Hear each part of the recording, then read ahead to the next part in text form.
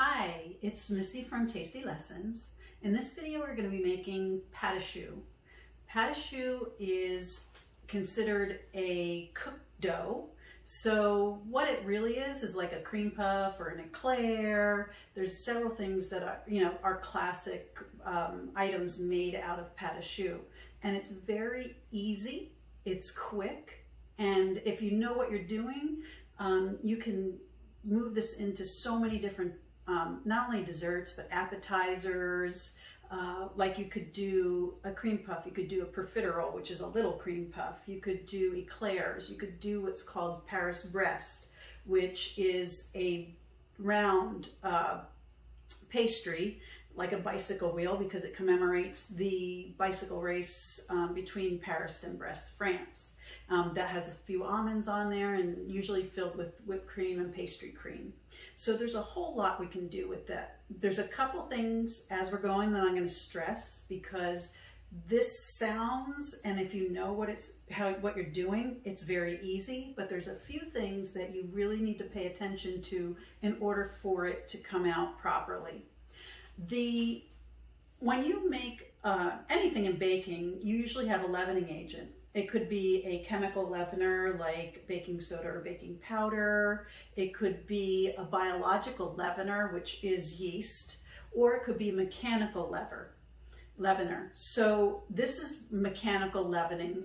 It's the prime example of mechanical leavening. So it's leavened by steam. So my oven is at 425. So it's got to be a real hot oven when you first put the dough in there. And what that does is it creates steam and enables the dough to rise.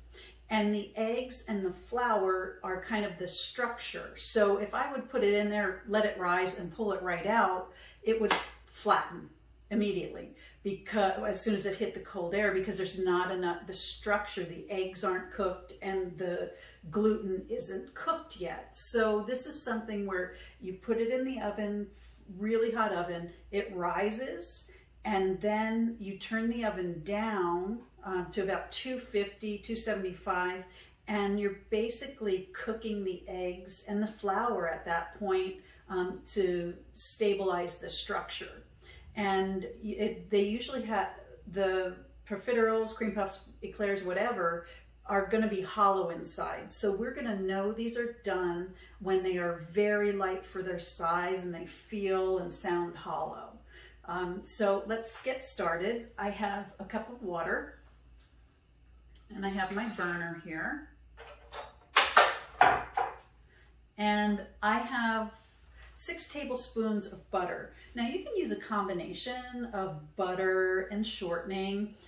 Just it's the difference of the finished product. So I'm using all butter. Mine will brown a little faster than one with maybe shortening or a combination. So I like to use all butter. I like to stay away from shortening if I can. It's kind of hard in some things, but I can here. So I'm gonna use whole butter. And the idea here is to put that in, and as your water is boiling, coming to a boil, the butter should be melting. So what the trick is not to evaporate a lot of that water before the butter is melted. So, and that's very important, because if I evaporate too much, if too much of the liquid evaporates, then I'm not going to have then it's going to be too dry for me to work with, because this is actually, we're going to put this in a piping bag and pipe out our dough. So this burner is out of control.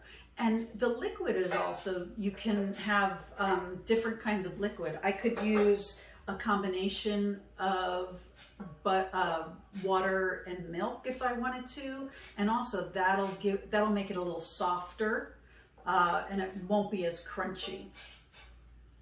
So this is going pretty good. The butter's melting, but it's not quite at a boil yet. Let's turn it up just a little bit. So when this boils, the butter should be melted, and I'm going to add 1 cup of flour. And the flour, I'm going to cook it slightly, just toast it a little bit, and stir the mixture until it forms a ball and starts pulling away from the side. At first it'll be like a paste, then it'll start to pull away from the sides. And that just tells me that it's the right consistency, and I can go ahead and put it in the mixer. So I'll turn this up. My butter's melted. I want to bring it to a boil really quickly, and then I'm going to turn it down after I add the flour. So we're at a rolling boil. I'm going to add the flour and turn it way, way down. All right. So I'll be mixing, and you can add the flour all at once, because it with the water and the butter, it won't create lumps because it's sort of thick, like a thick paste.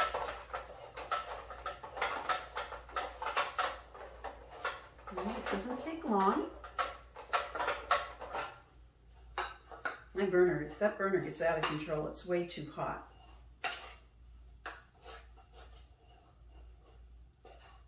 All right, so if you can see this, it's a paste. It's a hot, very hot paste. And I don't have any lumps of flour in there or anything. It looks good. It's, when I stir it, it's coming off the sides.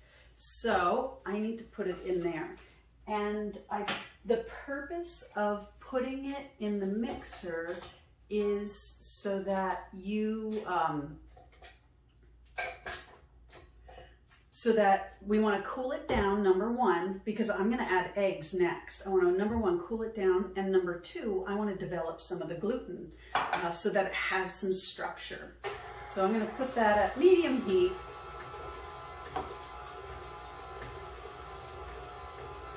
And you can see the steam, and the bowl is very hot. So we're just going to let that go for a little bit. I want to cool it down because if I add these eggs, I'm going to have a dough with scrambled eggs mixed into it.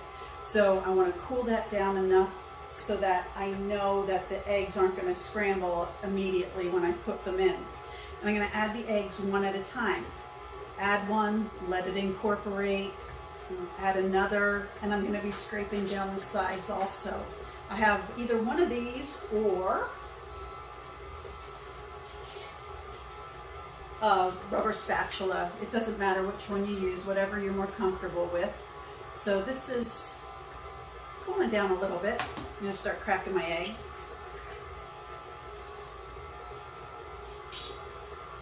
I'm going to add a little bit of salt too. I probably should have put this in with the water, but I forgot. So I'll put it in now. So this isn't quite as steamy. So I'm just going to do it a little more because I don't want my... Now, here's the thing. If I cool it down too much, then it's going to take... then it won't rise in there because it won't be hot enough to create the steam immediately upon putting it in the oven. So you gotta just practice with that. So it's about maybe a minute or so that you let it cool and then start adding your eggs. So that looks good. It didn't scramble them immediately. So I'm gonna add another egg.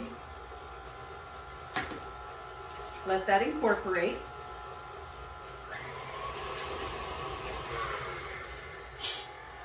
Now this is the time I want to scrape down the sides. And I can keep on going. I just love this. I used to work at a place where we made tiny ones, profiteroles, and like tiny little cream puffs. And then we would fill them with gelato, and then we would serve them with chocolate sauce and caramel sauce. And they were delicious. And I'm going to show you how to pipe them out, either pipe them out, or I've also used a scooper that keeps them all the same size. You can also use these for appetizers. I've done that before, made like a curry chicken salad in the little profiteroles, cut them in half and then put some chicken salad on there. Put the lid on the top. Works great as like pasta hors d'oeuvre.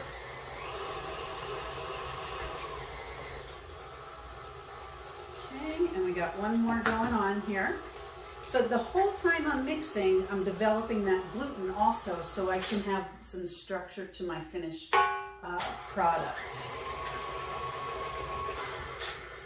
All right, now it's time to scrape down the bowl. And I want to work quickly because I don't want it to lose too much heat. Now I put those cold eggs in there. I want to make sure that I still have some heat from the water and the fat that I used. Still seems pretty warm. But this isn't something you want to start and then finish later. You kind of have to have your oven ready and everything ready to go before you start, or you could run into some problems where if this isn't hot enough, then it could get to the point where it's not going to rise properly when we add it to the oven. But oh, when you see that puffing up, it just looks so good. All right, my hands are weak and tiny, so I'm not going to put too much in there at one time. So I have this. I'm going to scoot this stuff to the side so you can see what I'm doing. And I have my tray ready. And so for a Paris Brest, let's do that one first. You want to pipe it in a circle. For a eclair, we want to kind of build that. So I like to go in a wiggle pattern to make a nice big eclair. For cream puffs, I like to do this because it's very difficult when you're piping them to get them the exact size. So if I'm making a whole tray of them and I want them, I don't want every different size and getting done at different times, I use that. Or, you could always do, but I wouldn't use this tip. I would use just a plain round tip to do that. But for demonstration's sake, I'm going to just use that. Now, when these go into the oven, you can see them puffing up as you go, so keep your light on. If I were to be making the real Paris Brest, I would put almonds on the top of this, sliced almonds on the top of this, and then bake it so they'd be baked into that. So I'm going to put this in the oven. My oven is set at 425. I'm going to put it in the middle rack and just let it go until what I'm looking for is these to be puffed all the way and brown. Not like dark brown, but they should have some color to them. Then I'm going to turn it down. Everything I read is like 275. All the chefy books I have, but I don't know. I don't like it. I like maybe 325 because at that point the goal is to dry the doughy part in the inside without browning it too much more. So I'm going to pop these in the oven. I'm going to let them do their things while I clean up. All right, so my pâte choux is in the oven and it has puffed and is starting to brown. I just wanted to give you a little sneak peek of what that looks like. So there they are, nice and puffy, big and puffy. So I'm at the point where I'm going to turn this down to 300. I also am going to set the timer for about 7 minutes to make sure. I'm also going to pull the oven door open a little bit, let it cool down a little faster. And what I'm looking for is them to be nice and brown, and to have be very hollow and light for their size. So our pate choux has been in the oven for about 20-25 minutes at 300. So I'm going to bring those out and we're going to take a look at them.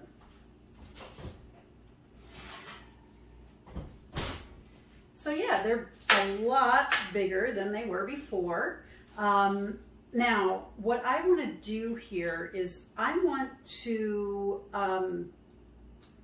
feel them. They're very, very light for their size. And you can see my guy has a little bit of a break there, but he's good. I'm going to slash these open a little bit. Just a couple little marks in there so that I want to leave them on here, so that the air can get out and it won't stay in there and make them, oh, this one already has a little hole in it.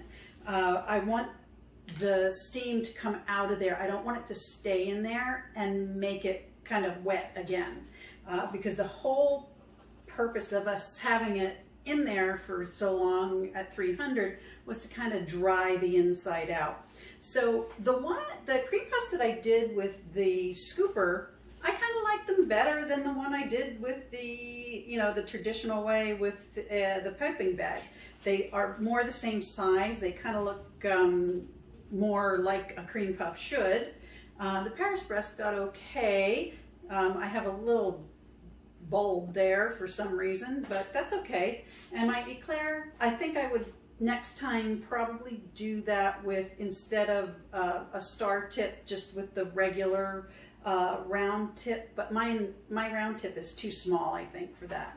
So I'm going to open this one up and kind of show you. I don't know if you can see the steam coming out of there, but it's hollow inside. So that's what makes them so good to fill for cream puffs. So I'm going to just let these cool down, and I'll show you how to fill them, the cream puffs and the eclair, and how to do the chocolate on top of the eclair.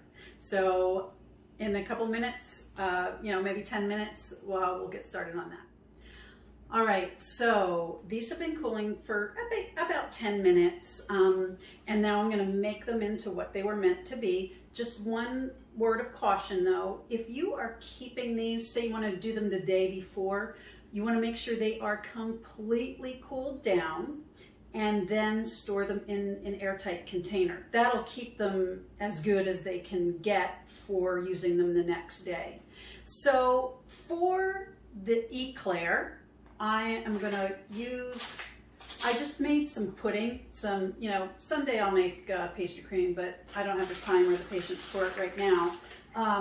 So I just did some instant pudding for the filling. And,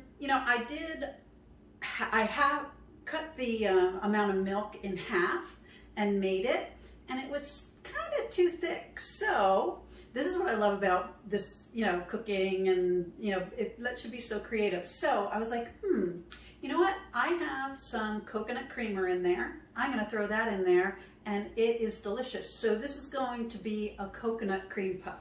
So it tastes like the inside of a coconut cream, the inside is going to be like a coconut cream pie. So it's just really good. I was really surprised how much the flavor came out. So I have just a plain round tip on the end of my pastry bag. And I'm going to add some filling in there. I don't need a whole lot. I'm not doing, you know what? I want a little bit more because I'm going to put some on the Paris Brest and show you how it's served. Okay. Get the air out. Now, I am just going to put a hole in there. Put my filling in. They also have like machines, but I don't need a machine's worth. So now it's filled, and my next move is, when I hope this didn't get too... Okay, so good. It's still, you know what? I'm gonna put this in the microwave just for us. No, it's okay. It's okay. So I'm gonna take chocolate for the top of my eclair. Okay, that little side piece there needs some. And there we are. And to make the chocolate on the top, I put about half a cup, and just a tiny little bit I needed. I put about a half a cup of chocolate chips in there. Now I used half milk chocolate and half of this espresso chips in there. So this one is like a mocha topped eclair. Oh yeah, I have the coconut filling. So this is something in there. And I just put like a tablespoon and a half of heavy cream, and I actually used half and half, and put it in the microwave, 30 seconds, and then saw how it was and let it melt. And that was it. So my eclair, I have it's stuffed. Now I want to stuff the cream puff. So that one already had a hole in it. So I am just going to puff that up, fill that up, and the Paris Brest also we're going to do. Because normally there would be almonds on the top.